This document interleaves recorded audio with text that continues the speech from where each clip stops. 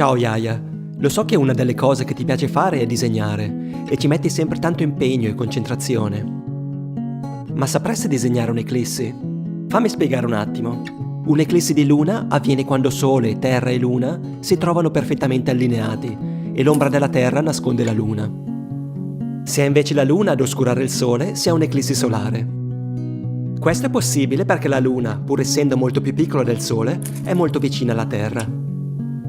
C'è poi un terzo caso che per fortuna non è mai avvenuto, quello in cui è il Sole ad essere tra la Terra e la Luna. Meno male, più che un'eclisse sarebbe un'apocalisse.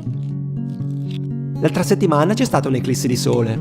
Il Sole è così luminoso che anche con un paio di occhiali scuri non lo si può guardare direttamente senza rischiare di danneggiare la vista. Uno dei modi sicuri di guardare un'eclissi è quello di usare una piccola camera oscura. Bastano veramente poche cose per costruirne una, ma quella più importante è uno spillo. Io ho usato una vecchia scatola di scarpe in cui ho tagliato due finestrelle, una sul davanti e un'altra un po' più grande di lato.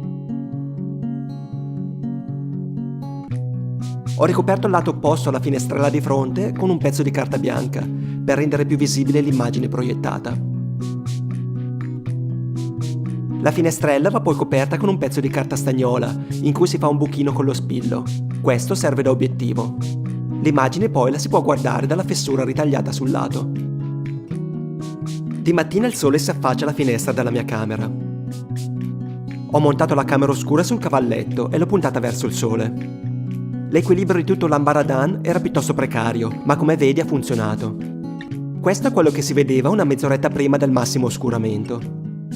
In Scozia l'eclissi, pur non totale, arrivava fino al 95%.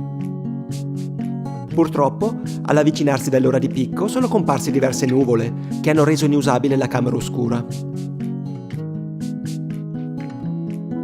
Visto che le nuvole bloccavano buona parte della luce del sole, sono riuscito a prendere qualche immagine diretta dell'eclissi.